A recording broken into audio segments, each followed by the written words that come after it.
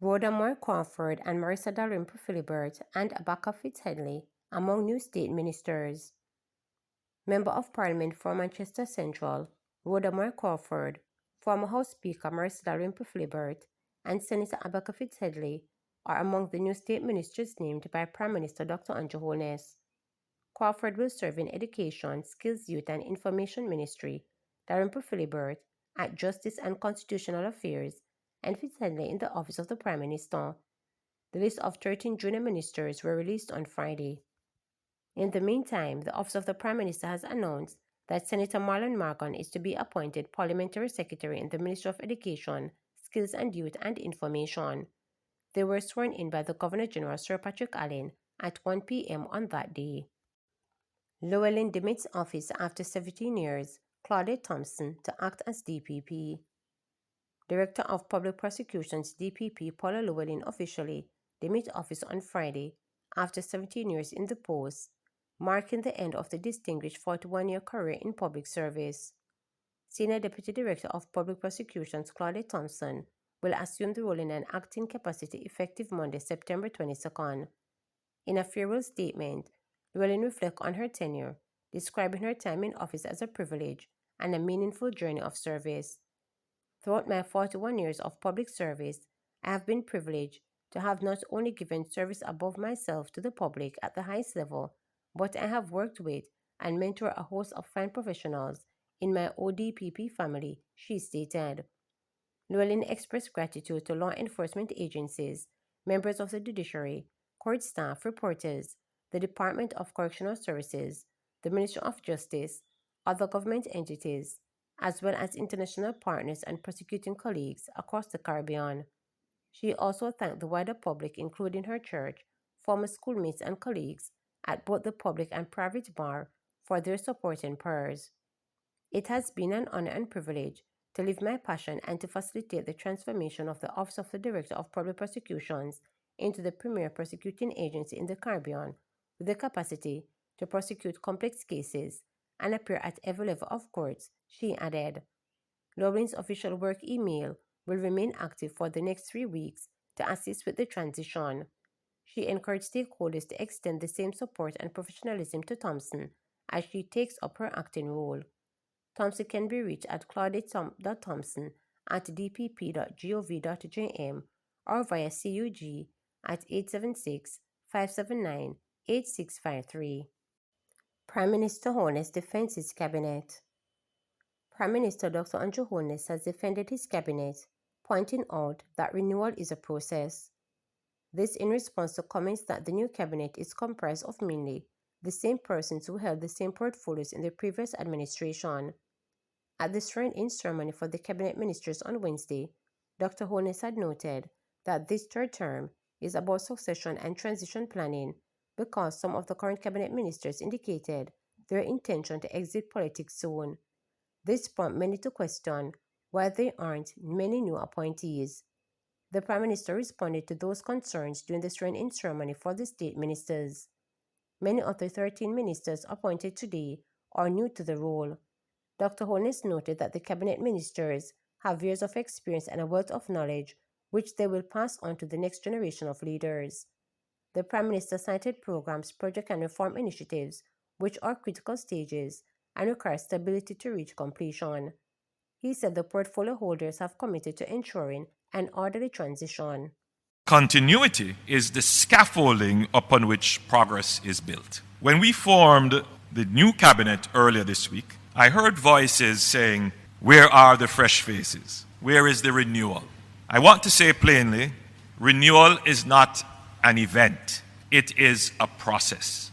Renewal is not about discarding experience. It is about harnessing and transforming yesterday's lessons into tomorrow's strength. It is about distilling the wisdom that would have been gained over years, even decades, and using it to light the path for new journeymen to embark. It is about being able to use the knowledge to identify the pitfalls and to accelerate our progress. It is not about replacing one generation with another overnight, but it is about forging a living bridge between the wisdom of experience and the dynamism of youth. Your colleagues in cabinet have accepted to continue, not because they seek personal accolades, but because they are committed to ensuring an orderly transition. They know, as I know, that Jamaica cannot afford disruption or drift. Agri Investors Dealbook 2025 launched. The Agri Investor Dealbook 2025 has been launched to outline the investors the available opportunities in the agricultural sector. The book was unveiled at the first Jamaica Agribusiness Investment Forum and Exhibitions at the Montego Bay Conventional Center in St. James. Agriculture Minister Floyd Green says the forum aids to reach investors and outline the opportunities in a manner that's easy to access. He underscores the importance of agriculture, noting that there is an aim to change the mindset of people about the sector. Meantime, the Agriculture Minister notes that Jamaica is seeing the type of investment into agriculture that have been long sought. The forum, which began on Wednesday, ended yesterday. It was held under the theme Sustainable Agribusiness, Global Reach, Local Impact. JAIF 2025 aims to attract investments into agriculture and accelerate agribusiness development.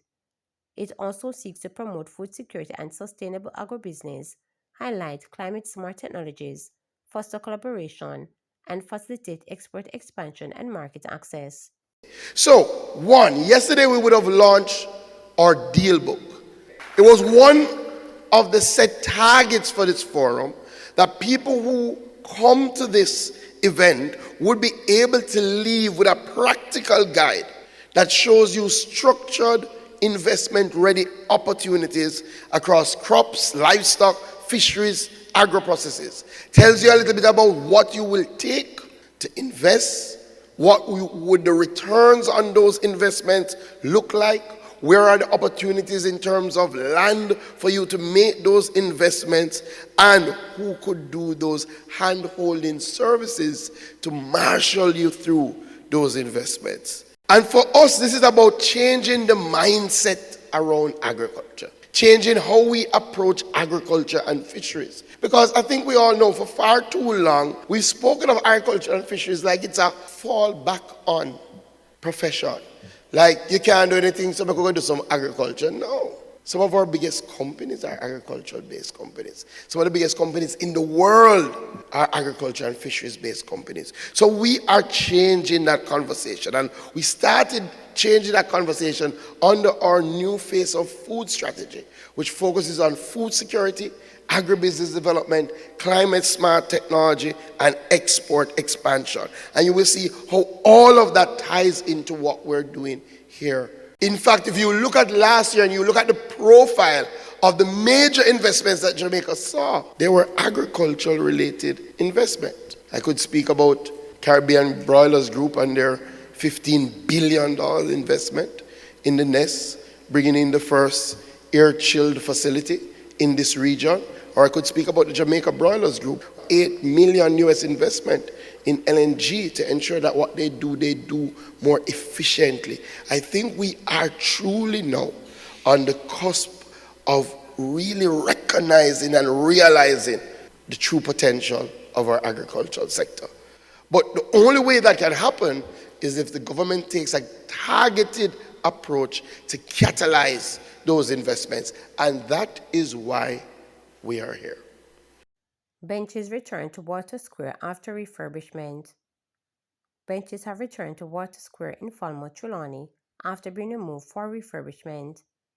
They were taken out in August, with the Port Authority of Jamaica reporting that they had fallen into a serious state of disrepair. Their return has been welcomed by residents.